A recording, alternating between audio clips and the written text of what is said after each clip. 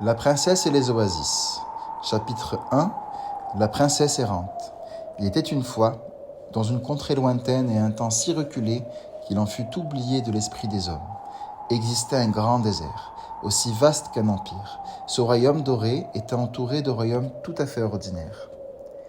Des plus petits despotes jusqu'aux grands monarques, en passant par quelques bandits de grand chemin, tout ce petit monde frôlait cette étendue de sable chaud, sans jamais oser y pénétrer, ou presque. Car voici que nous apercevons la silhouette d'une jeune femme, marcher d'un pas lourd et fatigué dans cette étendue de lumière. Elle portait une robe de très bonne facture, que l'usure et la chaleur ont difficilement détériorée. Les différentes broderies et moulures trahissaient la noblesse de la marcheuse, qui invoquait tout ce dont ses semblables lui avaient enseigné, afin d'espérer mettre un terme à sa marche brûlante et retrouver son petit royaume. Elle portait à sa ceinture une gourde déjà vide, et à chaque jointure de son petit corps, de l'or et des pierres précieuses qui n'avaient jamais autant brillé que ce jour d'été.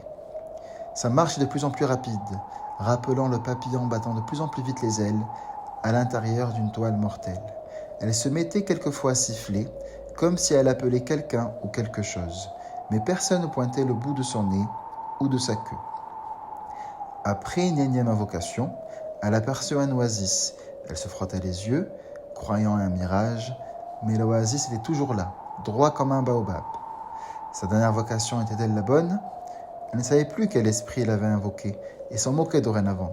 Elle voulait seulement arriver à ce baobab.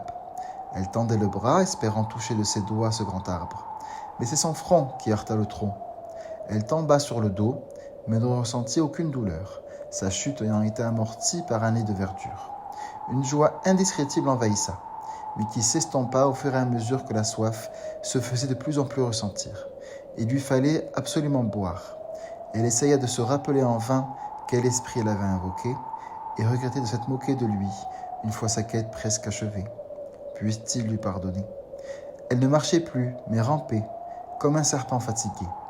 Elle touchait de ses mains frêles et ornées un sol de plus en plus humide, ce qui lui redonnait espoir.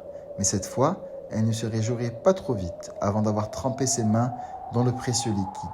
C'est bien sa main tendue qui cette fois toucha le ruisseau. Elle plongea volontairement la tête, la première, et but comme s'il s'agissait de la première fois. Elle s'endormit au bord du ruisseau, sous l'ombre du palmier, dont elle avala les fruits une fois éveillée.